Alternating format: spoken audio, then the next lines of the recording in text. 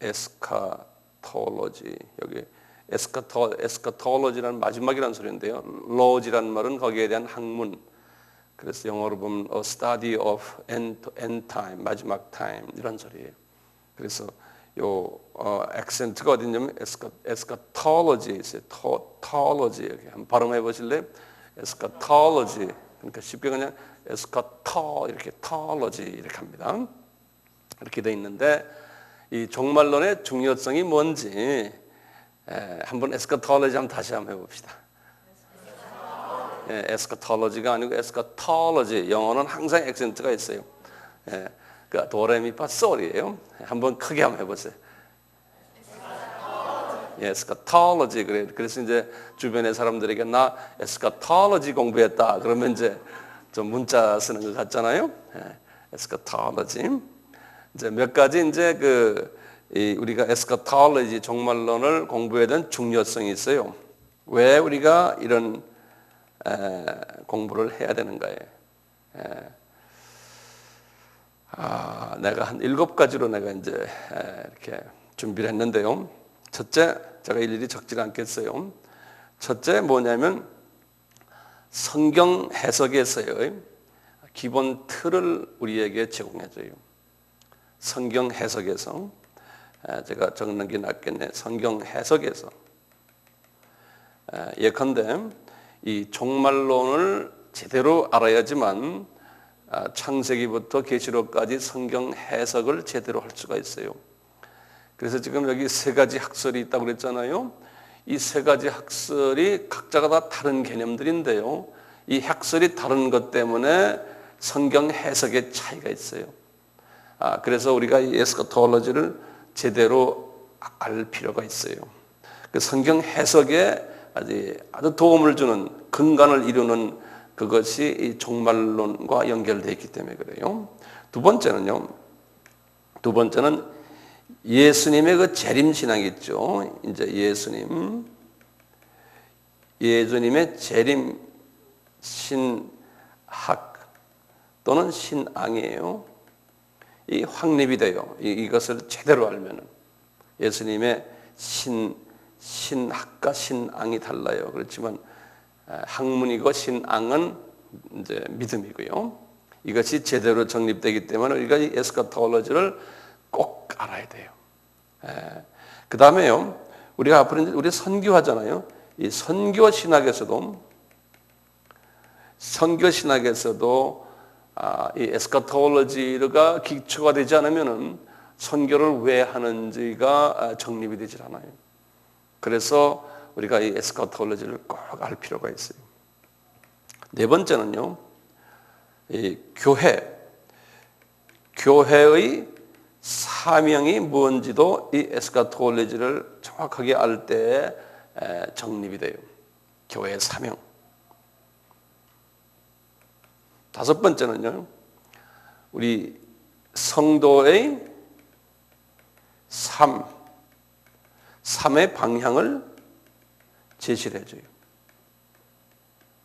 내가 이 마지막 때에 어떻게 살아야 되겠다 하는 방향 제시를 해줘요. 그래서 이 에스카톨로지를 꼭 체계적으로 알 필요가 있어요. 그 다음에 여섯 번째는요, 우리 크리스천들이요, 에스카톨로지를 알면은 역사 의식이 생겨요. 역사 의식이 이제 발생해요. 사물을 볼 때 역사적 측면에서 보게 되고 성서도 그런 측면에서 보게 돼요. 그리고 이제 마지막으로 현세라고 그러죠. 현세의 정치, 문화, 사회, 경제, 이 제 분야에 일어나는 모든 성황의 이 종말적 해석을 이 상황들을 이렇게 우리가 직시하면서 여기에 대한 종말적 이해를 할 수가 있어요. 현세의 정치, 문화, 사회, 경제 상황의 종말적 이런 걸 이렇게 보고는 아하, 이게 예수님의 재림과 어떻게 연결이 돼 있구나라고 볼 수가 있다는 거예요. 네. 이런 의미에서 이 7가지, 이런 의미에서 종말론의 필요성을 내가 제시할 필요가 있어요. 여러분들에게 알려줄 필요가 있어요. 여기 왜? 오케이. 자, 그 다음에요. 종말론의 문제점들이 좀 있어요.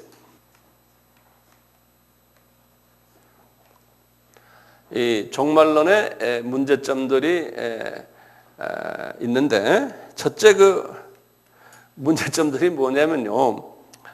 그 이단 종파들이 이 종말론을 남발했어요.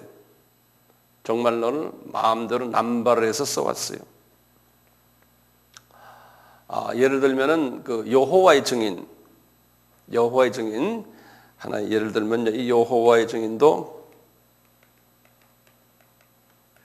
19세기 그러면 1800년대 1880년 이후부터 이렇게 이분들이 예수님의 재림이 이제 곧 왔다. 그래가지고 한때 좀 그 소동을 일으킨 일이 있어요. 지금부터 한 120년 전에 100년 전, 120년 전이에요. 그래가지고 그 날짜가 맞지 않아가지고 또 이제 20세기 초에 와서 또 날짜를 맞추고 이러다 그것도 맞지 않고 해서 계속 몇 번 하다가 그것이 상당한 무리를 일으켜서 지금 와서도 이분들이 그걸 또 이제 다른 걸로 설명을 하고 그래요. 여호와의 증인이. 그런 의미에서 이거 봐라. 이렇게 맞지 않는 걸 종말론 예수만 잘 믿으면 됐지 뭐하러 그런 걸 따지느냐 이제 이런 사람들이 많이 나오게 됐어요. 이런 이런 사상들 때문에 또 이제 안식교 예를 들면요, 이 안식교를 우리나라에서는 그 일부 교단에서는 이분들은 이제 이단이다 이렇게 말하고요. 그리고 이 미국이나 세계 교회에서는 이분들을 이단으로 취급하지 않아요. 그래서 이번에 우리 한국 교회에서는 이제 세계가 어떻게 돌아가는 걸 잘 모르는 분들이 안식교를 이단화해가지고 우리하고 다른 점이 많죠. 예컨대 이제 구약에 대한 여러 가지 우리와 좀 다른 점을 강조하고 이런 게 있거든요. 이번에 한국의 장로교 연합회인가요? 거기에서 나온 이단에 대한 그 책을 이렇게 제가 나온 걸 보니까 안식교가 이단이냐 아니냐에 대해서 이제 이렇게 분석을 해서 결론은 안식교가 이단이 아니다라고 이렇게 결론을 내렸더라고요. 우리나라에서도. 그래서 제가 이렇게 보면서 그거 참 정확하게 봤다 이렇게 봤어요. 분명히 우리 전통교단과는 다른 부분이 있어요. 그런데 예수 그리스도의 우리 삼위 하나님과 그분의 모든 우리 사도 신경에서 나오는 이 모든 우리가 믿는 것을 이분들도 다 믿어요. 그래서 거기에서 공식적으로 이단이 아니다라고 그렇게 했더라고요. 그렇지만 이분들이 무리를 많이 일으켰어요. 그래서 이제 이분들도 여호와의 증인처럼 이런 마지막 때의 이 날짜를 가지고 무리를 많이 일으켰어요. 그래서 한때는 좀 오해도 받았는데 하여튼 그런 교단들, 그래서 이 이단 종파들이 많이 이후에도 이제 다른 교단들도 있지만, 그래서 종말론에 대해서 사람들이 피하는 그런 경향들이 있었어요. 왜냐하면 잘못하면 오해를 받으니까요. 특히 이제 한국 교회가 이제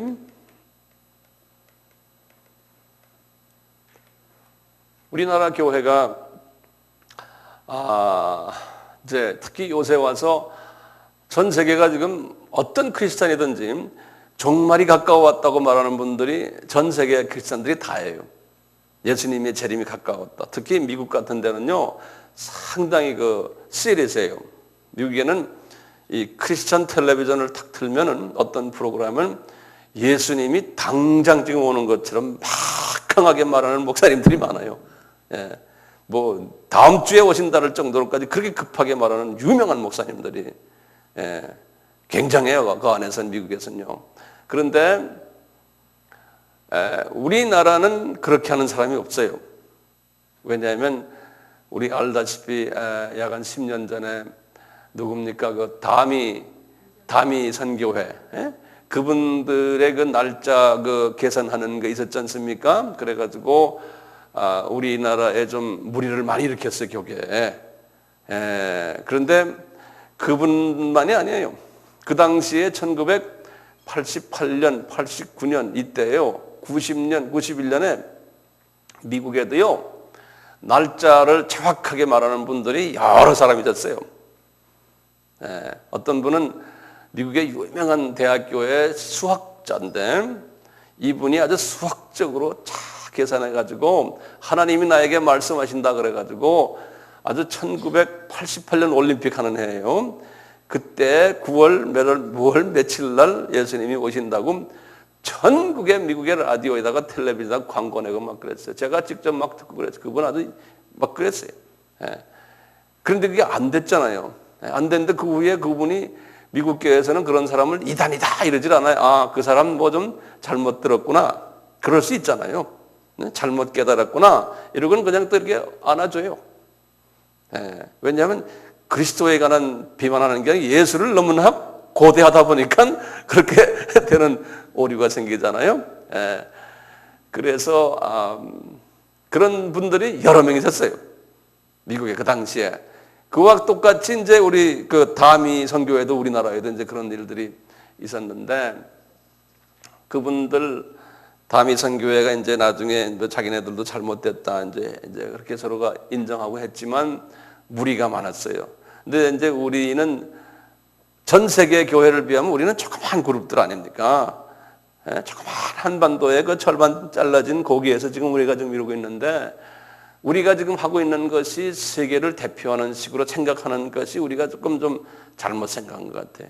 항상 우리가 바깥이 얼마나 하고 있나를 알면서 우리가 그 안에서 좀 겸손해지는 부분이 필요한데 우리가 좀 그런 부분이 좀 약했어요.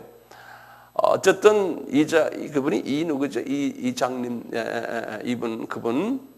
그분 지금 어디 계신지는 모르지만 상당히 그 고민이 많을 거예요. 어쨌든 그런 그 실수를 해가지고 그 실수도 그분한테는 그게 실수라고 생각 안 되는 거예요. 왜냐하면 거기 이해하는 사람들이 막 말로 해주니까요. 어느 날 몇 월 며칠이다. 이거 하나님의 말씀이다. 막 말을 해주니까 이분도 그분이 직접 받는 게 아니고 주변에 말해주는 사람들이 있었대요. 그 어린아이들이.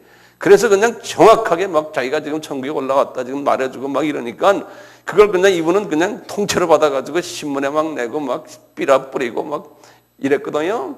자세하게 어떻게 했는지는 그 당시에 내가 여기 없었기 때문에 그게 그냥 미주에까지 영향이 왔어요. 그래서 어떤 목사님들은 그 말을 듣고는 그분을 교회에 데려와서 부흥회도 하고 말이죠.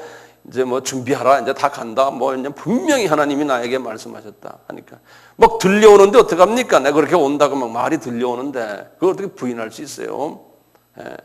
그리고 회개하라, 뭐 이제 여러 가지 말들.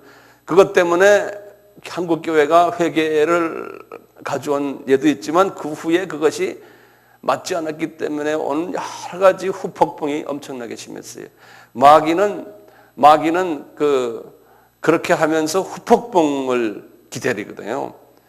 그러다 보니까 지금 우리나라가요, 그 후부터 교회에서 예수님의 재림에 관한 이야기는 아예 그냥 함구령이 내려버렸어요. 그냥 교회 성장이니 뭐 카운슬링이니 뭐 교회 문제, 개인 문제 해결하고 이런 데는 엄청나게 지금 발전되어 있는데 예수님의 재림에 관한 이야기를 하면은 잘못하면 오해의 소지가 있으니까 안 하는 거예요. 우리 주님의 눈으로 볼 때는 지금 예수님의 재림이 지금 중동 사건부터 시작해서 지금 우리 피부에 막 닿고 있는데 우리가 지금 그것을 못하고 있어요. 두려워서요. 우리 하나님의 두려워서보다도 자기가 공격을 받기 싫어서 그냥 그런 말을 안 해요. 요 근래 그런 말 들어보셨습니까? 기독교 텔레비전에서 목사님들이 설교할 때 종말이다 너희들 회개해라 회개하자 우리가 이런 말 해요? 저는 못 봤어요. 그러니까 그 다미선 교회를 통해서 한국 교회가요 속임을 당했어요.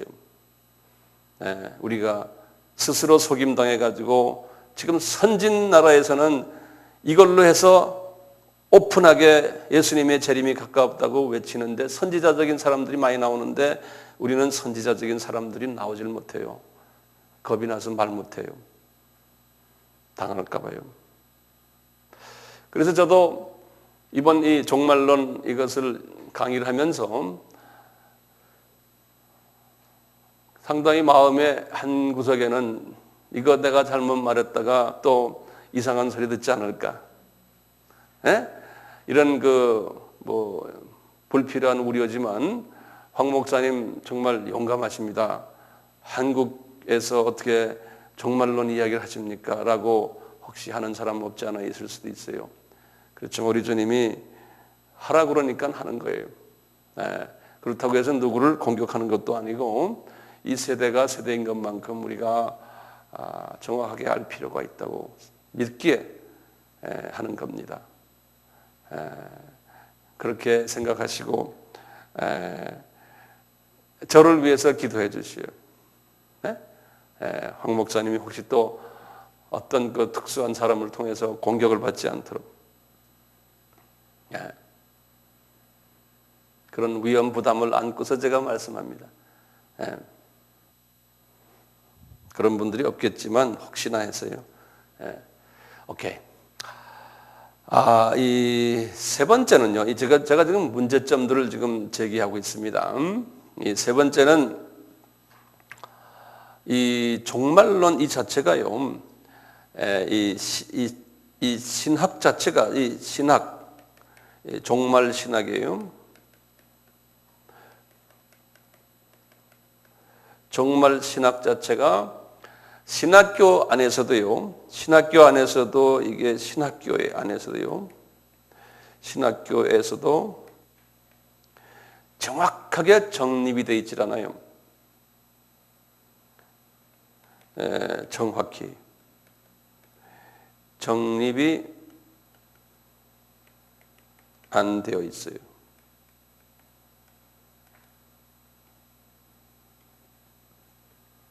그 이유는요, 이 종말론 자체가요, 학설이 크게 나눠서 이제 세 학설이 있어요. 오늘 제가 이제 거기에 대해서 말씀드리겠는데, 오늘 제가 드리는 학설에 대해서 정말 제가 천천히 쉽게 말할 테니까요, 이 굉장히 어려운 부분이 어려운 학문인데 쉽게 말할 테니까 하나하나 소화하면서 나가주세요. 혹시 이해가 안 되면은 질문도 할 수 있고요. 이 세 학설이 분분해요. 예컨대 세 학설이 성서 속에서 분명히 이것이 맞다, 분명히 이 학설이 맞다, 이것이 정확하게 그것을 아주 칼로 물 자르듯이, 칼로 물 자르는 게 아니죠. 칼로 무를 자르듯이 그렇게 구분이 안 돼 있어요. 이쪽에서 이렇게 보면은 이렇고 이쪽에서 이렇게 보면 이렇고 이런 그 묘한 그 입장이 돼 있어요. 그런데 이제 이러다 보니까 학설이 세 학설이 아주 이 세 학설을 따르는 사람들이 분명히 구분이 돼 있어요. 구분이 돼 있어요. 제가 이제 나중에 설명을 하면서 이제 여러분들이 나는 어떤 학설이면 좋겠다, 이제 본인 스스로가 인정을 또 따랐으면 좋겠어요.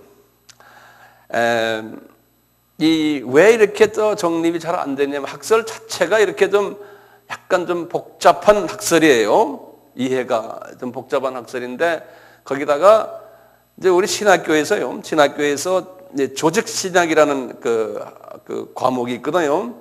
조직신학이라는 Systematic Theology 그래가지고요. 조직신학이라는 학문 속에서 이 종말론이 챕터 중에 제일 마지막 챕터에 있어요. 종말이니까. 여기도 계시록이 제일 마지막에 있듯이. 그래서 마지막에 챕터가 있으니까요. 처음에 좀 한참 신나서 나가다가 학기가 거의 끝날 때쯤 되면 이게 이 챕터를 아직 건드리지 못하는 거예요. 그러니까 이제 교수들이나 학생들이 그거 적당히 합시다. 그거 복잡한데. 그리고 이건 뭐 다 어느 학교나 다 그렇다는 게 아니고 이제 그렇게 해서 종말론을 그냥 적당히 그냥 지나가는 그러한 추세도 없지 않아 과거에 있어 왔어요. 요새는 모르겠는데요. 그래서 미국의 이제 어떤 신학교들은 이 부분만 따로 한 과목으로 이제 가르치는 그런 부분도 있어요. 그래서 저도 이제 이 부분만 따로 이렇게 또 가르치고 그래 봤거든요. 그래서요.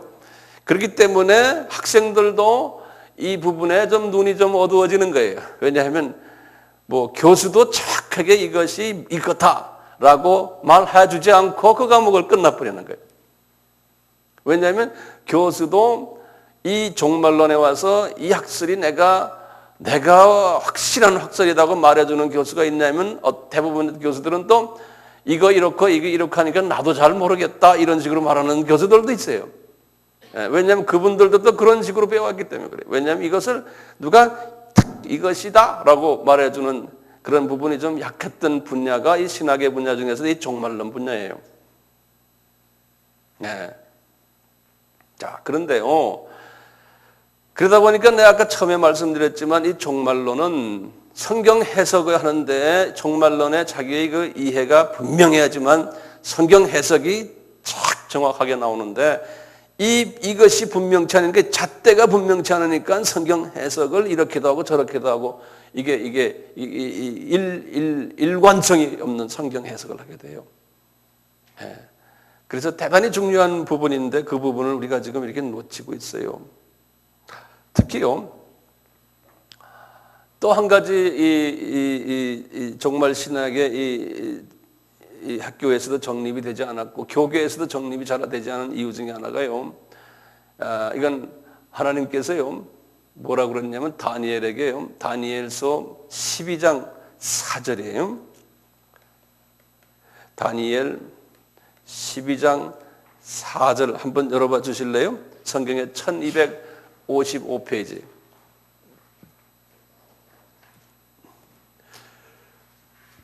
다니엘서 12장 4절 1255페이지 구약이에요.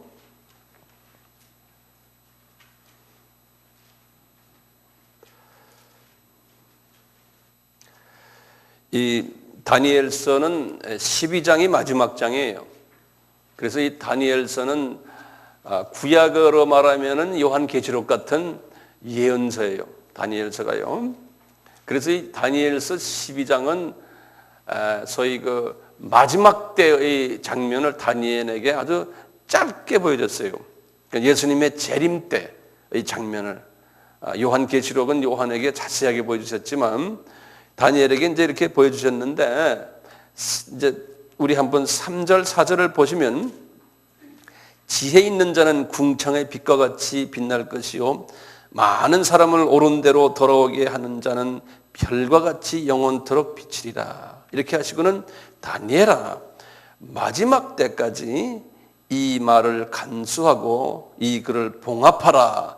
많은 사람이 빨리 왕래하며 지식이 더하리라. 이 마지막 때 되면 많은 사람이 빨리 왕래하며 지식이 더. 이건 지금 요새 일어나는 일 아닙니까?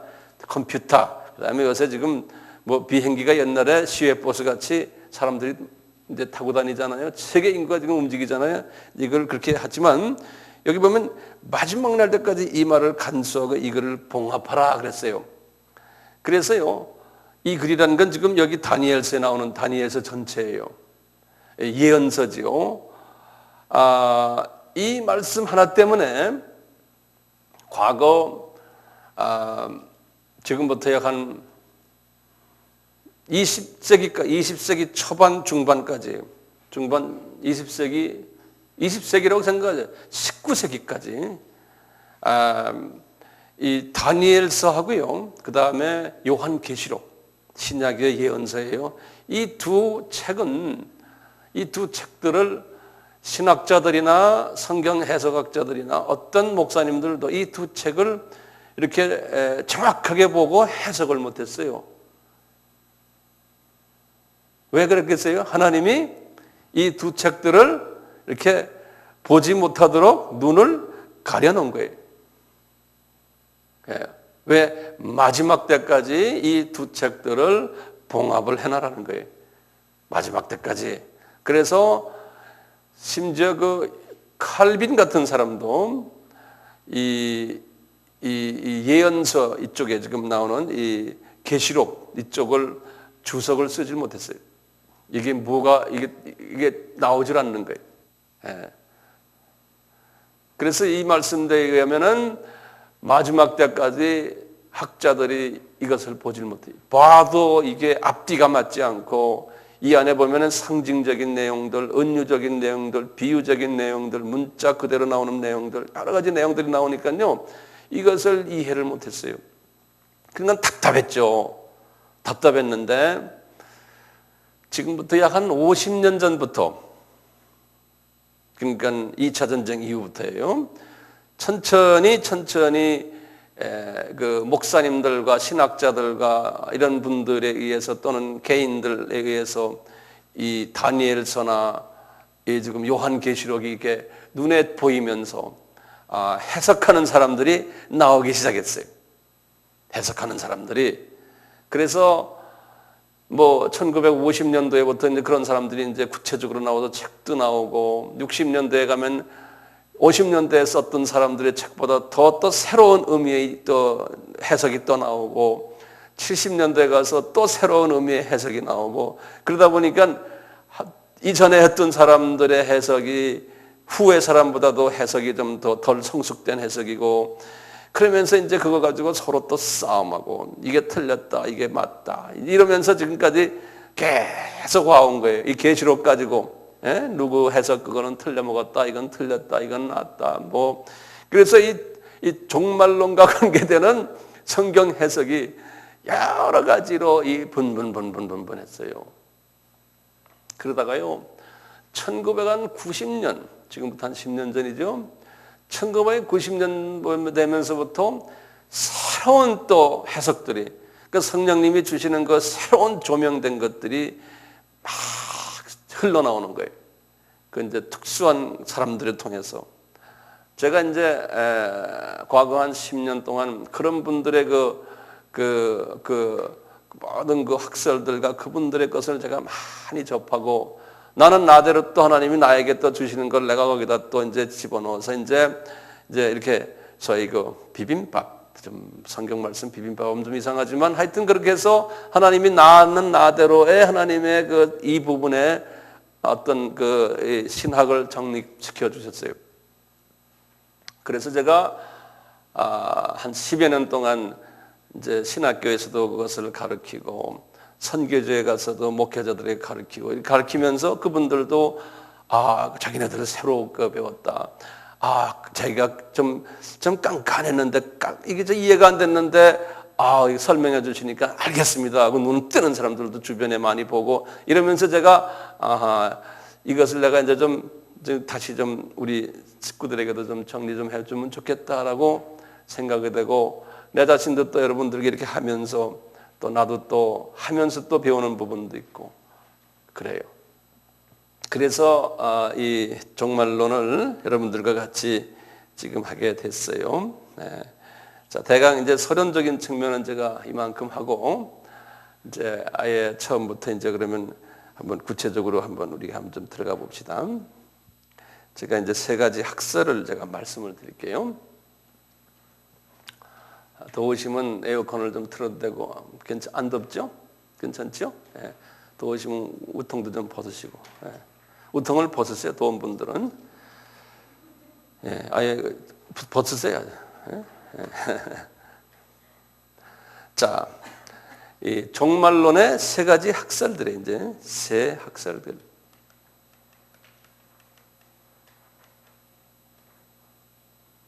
세 학설들이.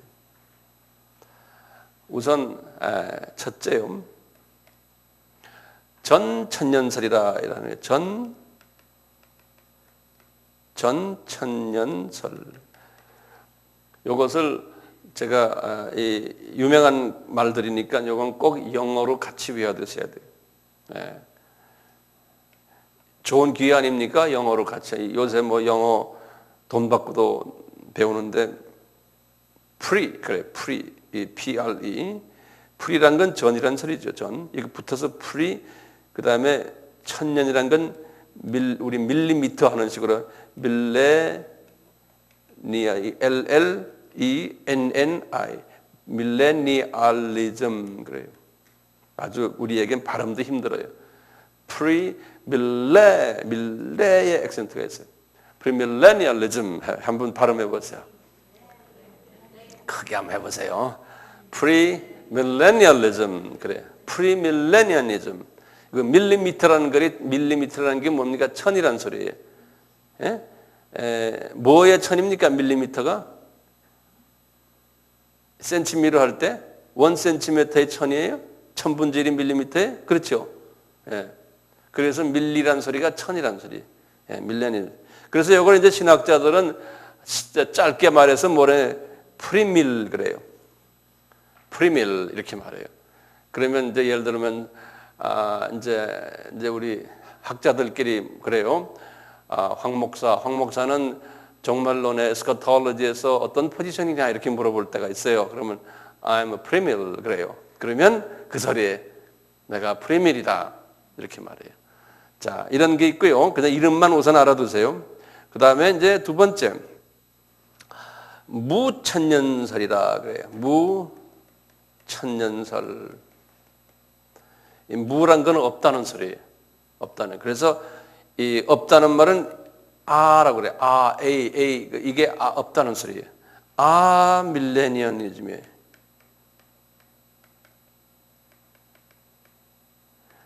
그러니까 A 그냥 A 알파벳 A 그게 그래요. 그래서 아밀 그래. 아밀 우리 이름 우리 아미하고 비슷하죠? 아밀 그래요. 그러니까 무천년설이 천년이 없다라고 하는 학설이 천년이 없다라는 무천년설.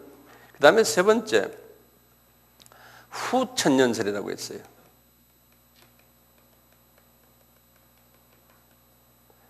후라는 말을 포스트라고 그래요. 포스트. 우리가 우체국을 포스트라고 그러잖아요. 우체국만이 아니고 앞에 나와서 이게 하나의 접속해서 나올 때는 포스트란 말은 후라는 소리예요. 그래서 우리 모더니즘 할 때 포스트 모더니즘 이렇게 하면 그 후라는 소리예요. 포스트. 예. 그래서 포스트 밀레니얼리즘 그래요. 포스트 밀 이렇게 쓰세요. 이렇게 세 개가 있어요. 전천년설, 전천년설이 무천년설, 그 다음에 후천년설. 요거 이제 구분을 하나하나 제가 쉽게 설명할 테니까 잘 보세요. 자, 그러면 제가 이제 설명을 좀 해드릴게요. 도대체 이게 무슨 소린가? 이게 무슨 소리냐면요.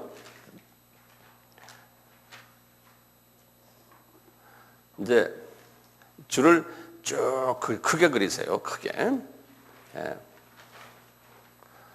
줄을 크게 그리시고 길게요. 한 줄을 그으시고 그리고는 BC 주전 4년 그러세요. 주전 4년 하면 예수님이 탄생이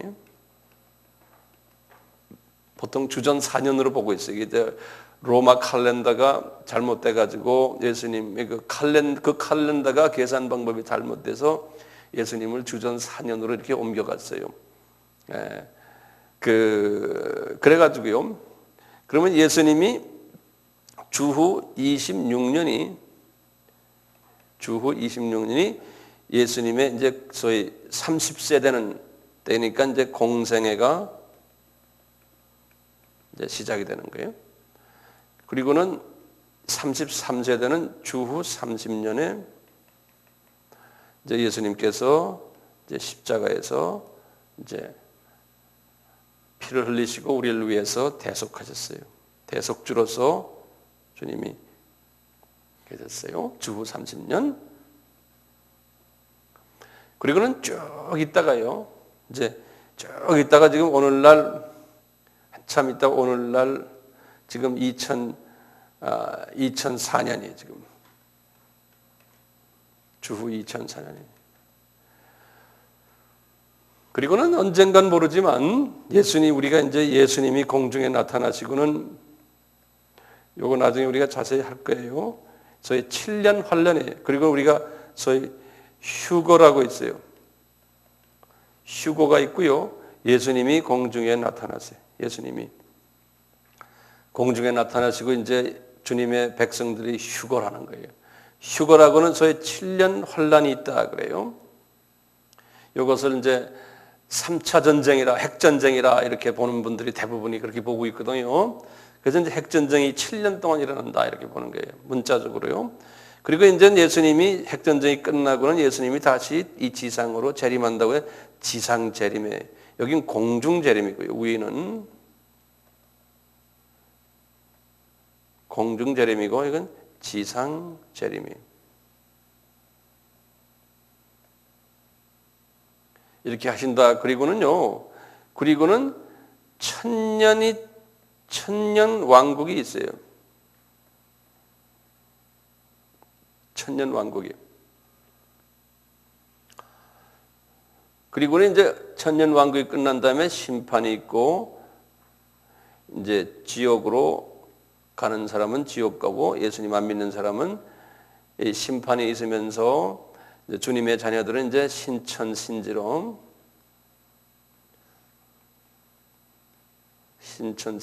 이제 들어가는 거예요. 이게 이제 스케줄인데요. 요거 이렇게 우선 그려놓고 그 다음에 이제 우리가 요 세 개의 학설을 제가 설명해 드릴게요. 이 밑에다가 본인들이 적으세요. 내가 말하는 걸요. 요거 다 그리셨어요? 보이세요? 그게? 네.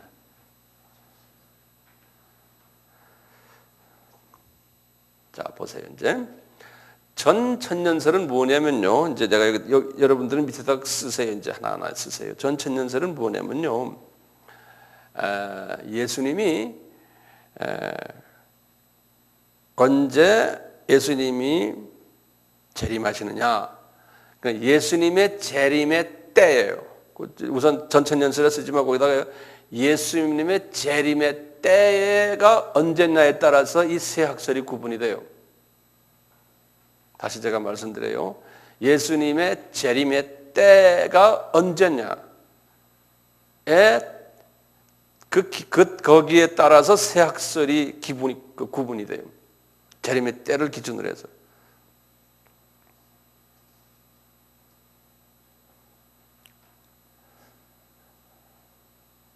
자, 그런데 보세요.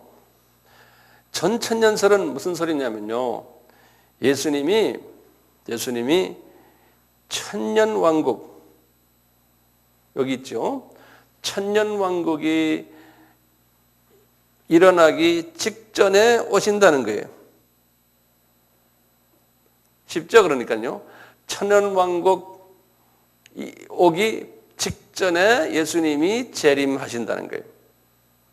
그래서 그것을 전천년설이다 그렇게 말하는 거예요. 이건 쉽죠? 예. 그 다음에요. 무천년설이 있어요. 무천년설은 무슨 학설이냐면요. 이제 지금 제가 설명하는 이 세 가지를 잘 구분해야지만 그 다음에 제가 이제 설명 들어갈 때 설명이 이제 이해가 돼요. 무천년설은 뭐냐면요. 이렇게 천년왕국이라는 이게 지금 여기 나오는 이 문자적인 천년왕국이에요. 문자적인 천년왕국, 천년왕국이 1000년 동안 1000년 그냥 있는 그걸 문자적이라는 건 천이라는 그 자체가 1000년이다. 이렇게 그걸 문자적이라 그렇게 말해요. 상징적이 아니고 그 말도 좀 적어 놓으세요. 이 지금 무천년설 이야기입니다. 문자적인 1000년을 믿는 게 아니에요. 무천년설은 뭐냐면은 상징적인 1000년이에요. 상징적인 1000년으로 어떻게 이야기하냐면요. 예수님의 재림은 그러면 언제 일어났느냐? 이 문자적인 1000년이 있는 게 아니기 때문에 천년왕국이란 건 없다. 문자적인 천년왕국은 없다는 거예요. 그래서 실제로 예수님이 실제 재림한 것은 언제냐? 예수님이 십자가 사건을 이루는 이때 이미 예수님이 십자가 사건을 통해서 왕으로 오셨다는 거예요. 십자가 사건.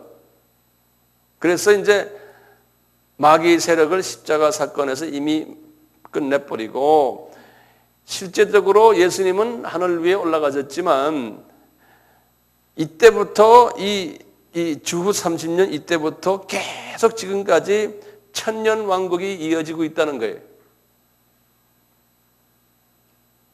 그러니까 우리가 지금 천년 왕국 안에서 살고 있다는 거예요.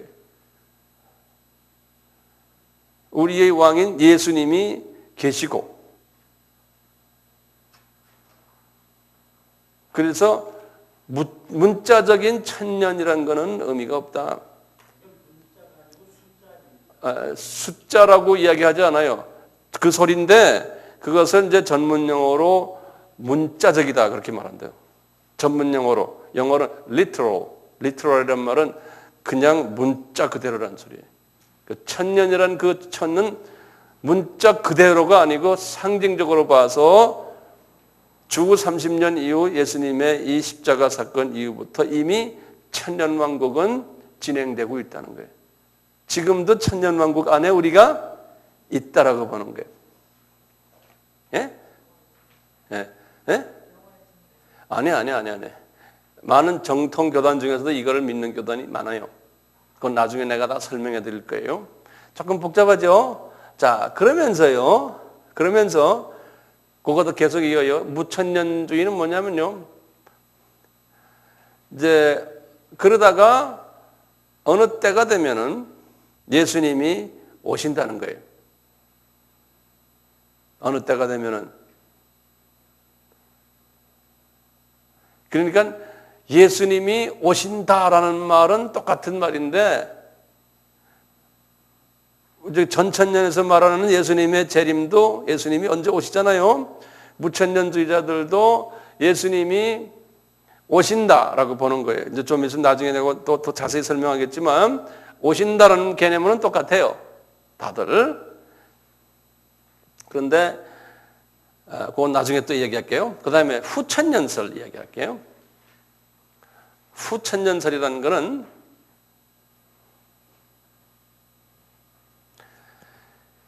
이 무천년설과 같은 가족이에요. 무천년설과 같은 가족인데, 자 보세요. 무천년설은 예수님이 언제 오시냐면 무천년설 바로 전에 한 거예요. 이 세상이 악해지고 그러니까 부정적인 비관적인 세계관이에요.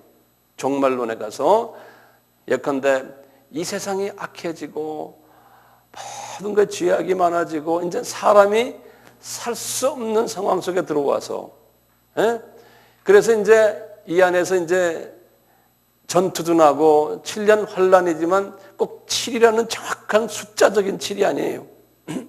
그런 상징적인 전투가 나고 이제 이렇게 해서 세상의 인간이 이제는 아이고 메시아가 왔으면 좋겠다. 그럴 때에 예수님이 오신다는 거예요. 다시 말하면 비관적인 세계관을 가진 세상이 나빠지고 해서 싸움도 나고 이제 세계전쟁도 나고 해서 그때 예수님이 오신다는 거예요. 딴 길이 없어서 예수님이 그 당시 그러면 오신다는 거예요. 그게 소위 무천년주의자들이에요. 그 다음에 거기다 또 전천년주의, 아까 1번째 했잖아요. 그분들도요.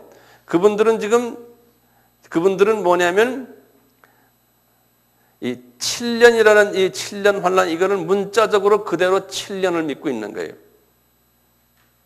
그대로 7년이에요. 상징적인 게 아니에요. 그 다음에 천년왕국도 그대로 천년왕국이에요. 문자적으로 그대로 숫자적으로 믿는 거예요. 그대로. 지금 전천년 제일 앞에 1번 이야기합니다. 그분들도 두 번째처럼 세계관은 같아요. 예컨대 청소에 그랬거든요. 세상이 악해지고 지진이 나고 전쟁이 나고 병이 많이 나고 이제 사람들이 아주 악해질 때, 악해진다고 예수님 말씀하신 것처럼 그대로 믿어요. 그래서 악해지고 세상이 정말 힘들어질 때, 그리고 전쟁도 나고, 이 말은 똑같아요. 그래놓고는 예수님이 지상 재림이 온다는 거예요. 그러니까 악해지고 세상 부정적인 측면에서의 부분은 전천년주의와 무천년주의가 같아요. 점점 어려워지죠? 예? 그래서 제가 이게 좀 있으면 알게 돼요. 좀 있으면 알게 돼. 내가 좀 이따 다시 정리를 해드릴게요. 그런데 후천년주의는 또 달라요. 후천년주의는 어떤 거냐면 무천년과 같아요. 상징적이에요. 주후 30년 이때부터 천년왕국은 시작됐다 보는 거예요. 똑같아요. 두 번째하고 같은데 이 무천년주의는 어떤 사상이냐면요.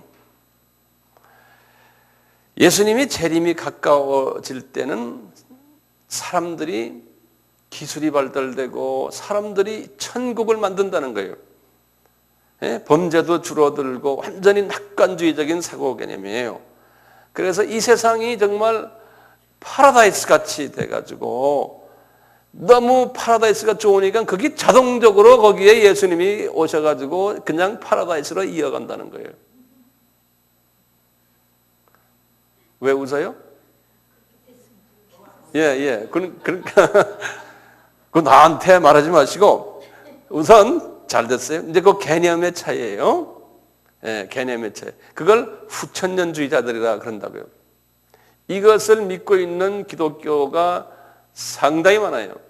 기독교인들이 그걸 나중에 그러니까 여러분들이 이것을 이 기본적인 이것을 아셔야지만 저 교단의 목사님은 왜 저런 소리 하실까?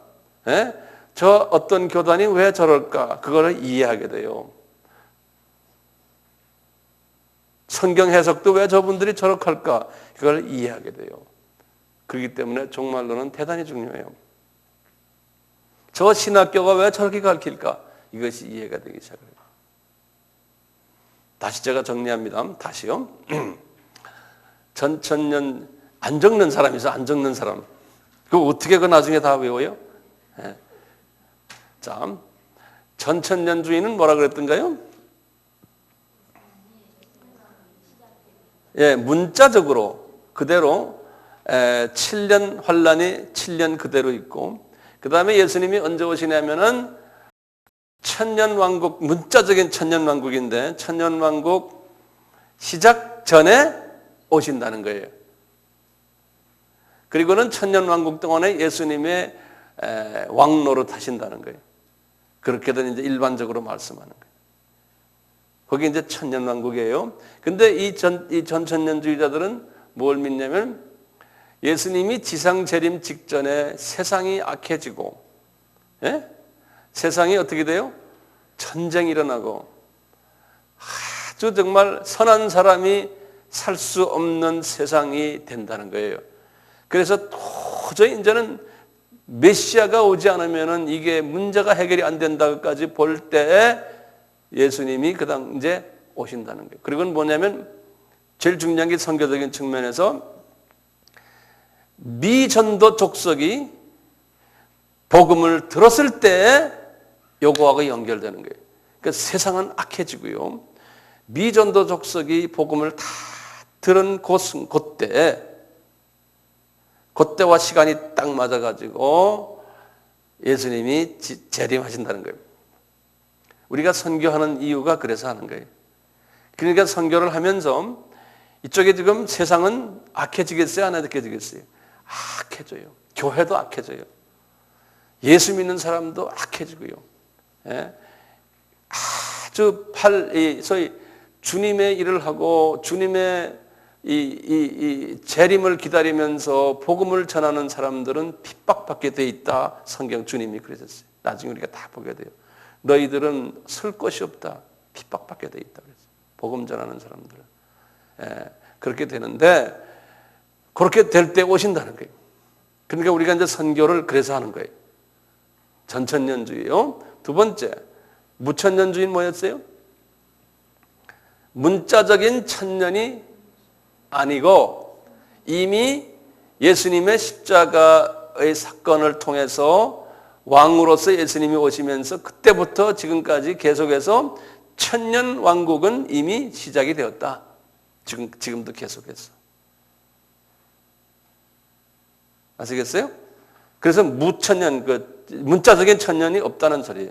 천년이 왕국이 지금 시작되는데 이분들도 믿기를 세상은 점점 악해진다는 거예요. 세상은 점점 악해져가지고 도저히 견딜 수가 없다는 건 똑같아요. 전천년주의하고. 그럴 때 예수님이 오신다는 거예요. 그 오실 때는 이미 천년왕국은 이미 없으니까 우리가 말하는 전천년주의에서 말하는 그런 천년왕국이야. 그때 되면 이제 예수님이 오시면서 이제 심판이 있으시고 이렇게 해서 금방 끝난다는 이렇게 보는 개념이에요. 나중에 우리가 더 자세히 할 거예요. 우선 만만 좀 보세요. 그 다음에 후천년주의는 뭐예요? 뭐와 같아요? 무천년주의와 같아요. 시간상으로는. 주 30년 이후에 이미 천년왕국이 시작이 되었다. 같은 가족이에요. 그런데 세상 보는 눈이 거꾸로예요.